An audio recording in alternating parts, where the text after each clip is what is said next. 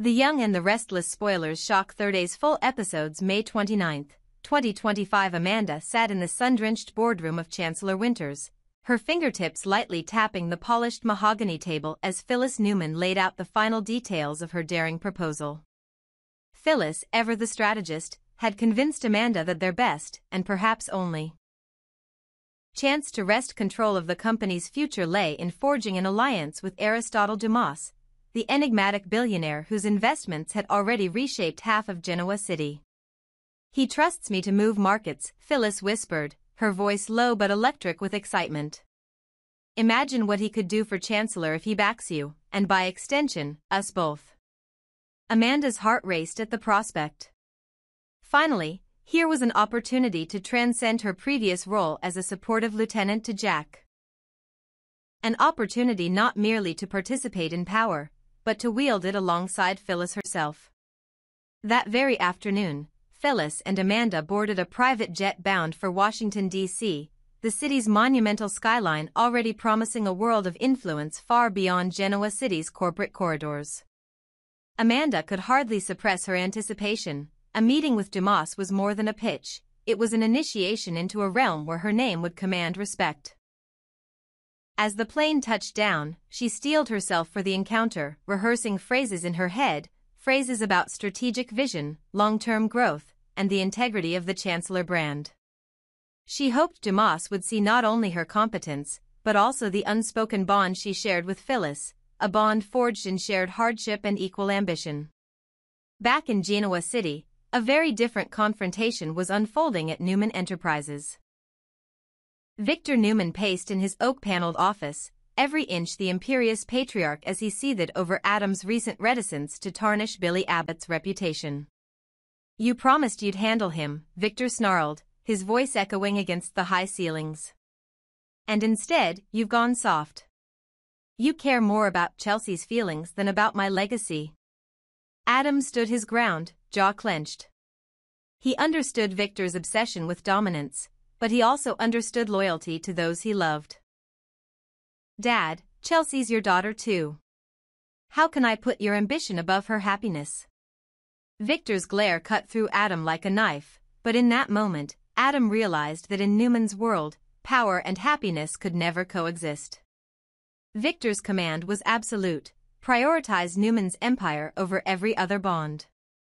Meanwhile, in the hushed drawing rooms of the Dupree estate, the news of Amanda and Phyllis's journey to D.C. had sent ripples through Genoa City's power circles. Rumor had it that Dumas would make his first public appearance to hear their pitch, a grand moment that everyone was anticipating. Yet deep inside, many suspected that the real Dumas was as elusive as he was powerful, a phantom whose presence was always felt but rarely seen. Phyllis relished the challenge. Amanda, though nervous, felt a thrilling surge of empowerment. This could be the turn that defined her career, cementing her legacy as a leader in her own right. As the sun set on Senate Avenue, Amanda and Phyllis arrived at Dumas's private club, its facade guarded by discreet security and flanked by sedans whose tinted windows reflected the city lights. Phyllis offered Amanda a reassuring smile. "Remember, we're partners in this," she said softly. "Together, we're unstoppable." Amanda nodded, drawing strength from their shared ambition. She stepped forward, ready to present Chancellor's vision with all the poise and passion she could muster. Back home, Victor Newman, having delivered his ultimatum, watched his son Adam leave the office with a mixture of disappointment and grudging respect. He knew Adam's heart was strong, but in his world, strength meant dominance, not compassion. Victor turned back to his desk, already plotting the next move, one that would secure Newman Enterprises' supremacy regardless of the cost. In Genoa City, alliances were shifting, loyalties tested, and power redefined. As Amanda and Phyllis prepared to face Dumas, and as Victor demanded unwavering allegiance from his son, one truth became clear: in this city of fortunes and betrayals, nothing was written in stone. Every decision, every secret, every alliance had the power to remake destinies. And in the race for influence, whether in a boardroom in Washington or an office overlooking the city lights, only the boldest would emerge victorious. In the hushed tension of Chancellor Winter's private jet lounge, Amanda stood beside Phyllis as the door to Aristotle Dumas's exclusive executive suite swung open. They exchanged a brief, determined glance before stepping inside, the polished walnut walls dimly illuminated by recessed amber lighting. At the far end of the room, they saw only the back of a high-backed leather chair until, in a single fluid motion, it swiveled to reveal Dumas's inscrutable gaze. His expression was unreadable but intense, as though he measured the weight of their ambitions before even inviting them to speak. Phyllis cleared her throat, her voice steady as she outlined her vision for Chancellor, a joint stewardship that would marshal Dumas's considerable resources toward transforming the company from a volatile yet storied name into an unassailable industry leader. Amanda followed, detailing a strategic 5-point growth initiative that combined digital expansion, brand revitalization, and a novel mentorship program for emerging executives, an initiative designed to reflect the innovative spirit Phyllis had first pioneered when she rescued Chancellor from the brink of collapse. Dumas listened, his keen eyes flicking between the two women, and for a moment, the only sound was their collective heartbeat echoing in the silence. Meanwhile, back in the austere boardroom atop Newman Enterprises, Victor Newman's fury cut through the air like a scalding blade. He stood, his commanding presence dwarfing the room, as he confronted his son, Adam, with the ferocity of a general betrayed. Why hasn't Billy Abbott's reputation been shredded across every forum in Genoa City? Victor demanded, his voice low and menacing. You were supposed to finish him. Adam, voice strained but resolute, countered that he and Chelsea had already set plans in motion to discredit Billy through controlled leaks and social media subterfuge rather than crude public smear campaigns. But Victor's patience was spent. He issued a stark ultimatum: prioritize the Newman legacy above all else, even if it meant sacrificing Chelsea's happiness. If Adam failed to comply, he would be ousted, replaced by someone who understood that in their world, power trumped sentiment. That night, Adam and Chelsea huddled behind closed doors in Chelsea's study, poring over confidential files and social media accounts. They devised a plan to manufacture a scandal so sensational, one implicating Victor himself in an illicit offshore deal, that it would force Victor to retreat from his vendetta against Billy. Their scheme was perilous, poised on the knife's edge between revenge and self-destruction. At the same time, high atop the Dupree estate's Olive Grove terrace, Kat and Tomas continued to deepen their bond. Under a canopy of starlit leaves, Kat lowered her defenses, entranced by the rare vulnerability in Tomas's stories of childhood summers spent among his grandfather's grapevines. He, in turn, discovered in Kat's quiet strength and artistic passion a muse he had never before encountered.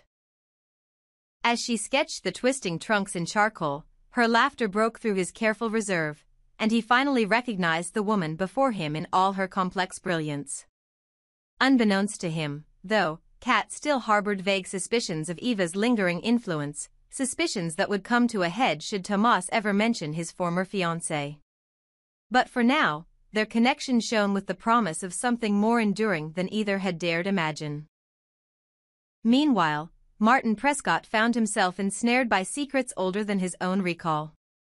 Having grown up under the protective cloak of his grandparents, he had believed that the past was safely embalmed, inaccessible and irrelevant. Yet Bill Hamilton, the calculating foe whose interference had once silenced Martin's family, now held court over Chancellor's boardroom, his influence a silent threat that left Martin's pulse racing whenever their paths crossed. Bill knew of the youthful indiscretion Martin had hidden, a dalliance that Bill had once buried through forged documents and whispered threats. Each polite nod Bill offered at fundraisers belied the power he wielded over Martin's future, and Martin braced himself for the moment when Bill would exploit that leverage, exposing his secret or demanding further obedience. The tension between them simmered in every meeting, an unspoken challenge that threatened to erupt and shatter Martin's newfound confidence. As Tuesday's episode loomed, Fairmont Crest teetered on the brink of upheaval. Amanda and Phyllis awaited Dumas's verdict, uncertain whether they would be embraced as partners in a lucrative alliance or cast aside like desperate supplicants. Adam and Chelsea prepared to unleash their engineered scandal, hoping it would protect Billy and weaken Victor's iron grip. Kat and Tomas reveled in the fragile bloom of a relationship that might crumble under truths yet unspoken. And Martin, ever watchful, poised himself to either confront or capitulate to Bill Hamilton's silent menace. In a world where every secret carried the power to remake destinies, the unfolding drama in Chandler Winters, Newman Enterprises, and the olive groves of Fairmont Crest reminded everyone that in soap operas, just as in life, alliances shift with every heartbeat and only the most cunning survive. Kyle Abbott paced the length of his penthouse study, the early evening light filtering through floor-to-ceiling windows and casting long shadows across his polished desk. He paused at the sight of a framed photo of himself and Claire Newman smiling on the red carpet months ago, both impeccably dressed, both beaming with youthful confidence. Tonight, Nikki Newman's milestone birthday awaited, the grand gala that would bring together Genoa City's most influential families in a swirl of champagne flutes, designer gowns, and the subtle undercurrents of whispered alliances. Claire had urged him to seize this moment, to orchestrate a gesture so grand, so public.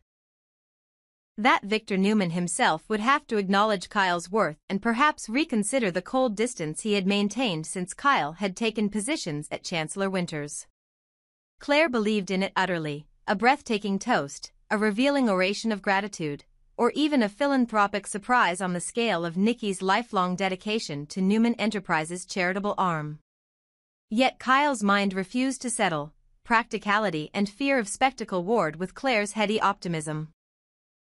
He knew that Victor was not so easily swayed by sentimental displays, that Audra Charles, whose covert partnership with Victor aimed squarely at driving a wedge between him and Claire, would be watching every move with predatory precision.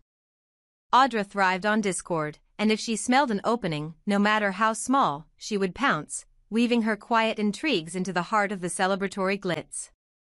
Across town, Claire moved with a focused determination that belied her usual warmth. She reviewed the evening's schedule, Nikki's red velvet entrance at precisely 8, the unveiling of Pietro's bespoke invitations crafted in silken parchment and sealed with the Newman crest, the discreet distribution of guest favors, jewelry box replicas engraved with Nikki's monogram, each containing a miniature keepsake. Pietro, the party planner whose reputation for spectacular events had earned him contracts with Washington's elite, was scheduled to meet with Victoria early that afternoon to reassure her that this would be an affair of legend. Victoria, always attuned to the slightest flicker of public perception, had stressed to Pietro that her mother's birthday must affirm the Newman brand's legacy of grandeur. Claire orchestrated the logistics with military precision. Linen placements, floral arrangements, the cueing of the string quartet, while keeping one eye on Kyle's anxious calls. He needed reassurance that his planned gesture would not come across as a desperate plea for approval but rather as a genuine celebration of family unity. Claire believed that authenticity could pierce even Victor's guarded heart, and she leaned into that belief, inspiring Kyle with whispered affirmations as they exchanged messages late into the night. Meanwhile, Victor Newman prepared his own surprise for Nikki, one that would remind her, and all of Genoa City, of his unassailable influence.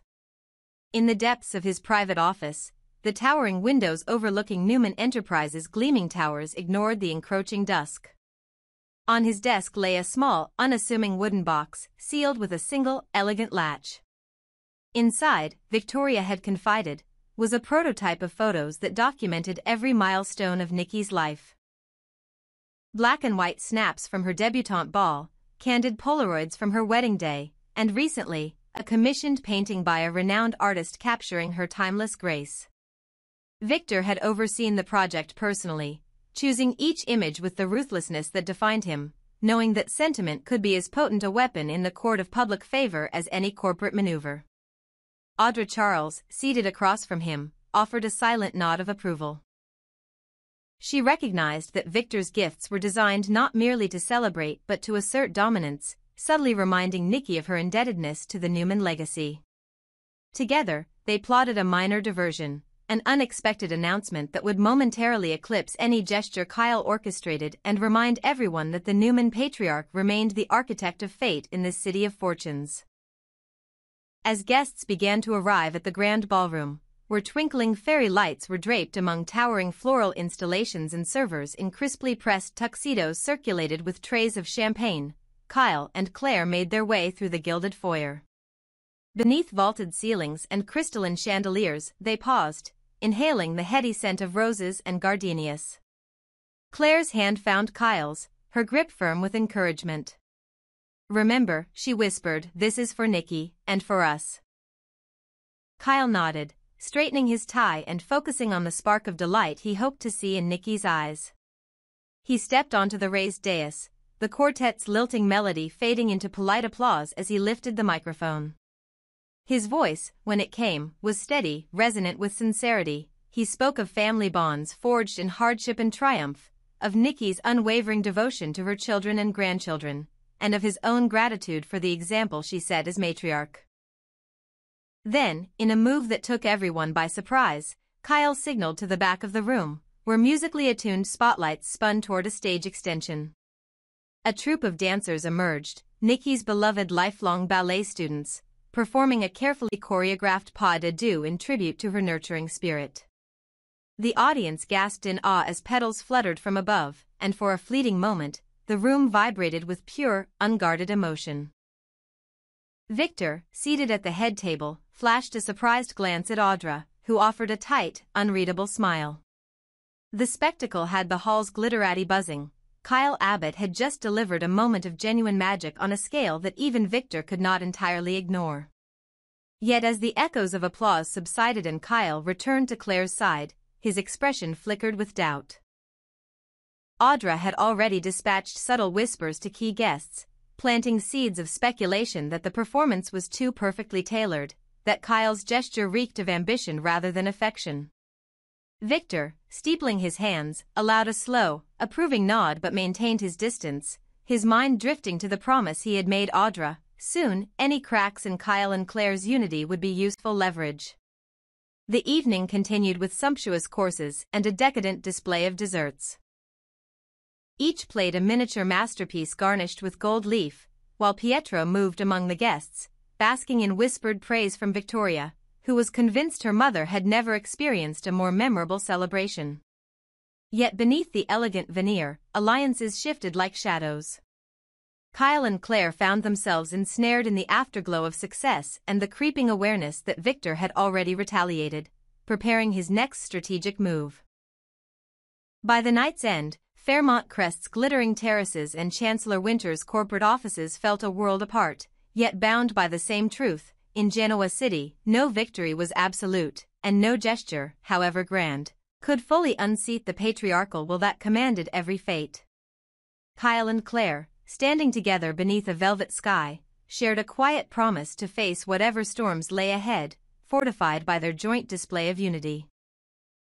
Victor Newman, retreating to his private sanctum, plotted fresh maneuvers to remind his rivals, and his own son, that power was the ultimate currency.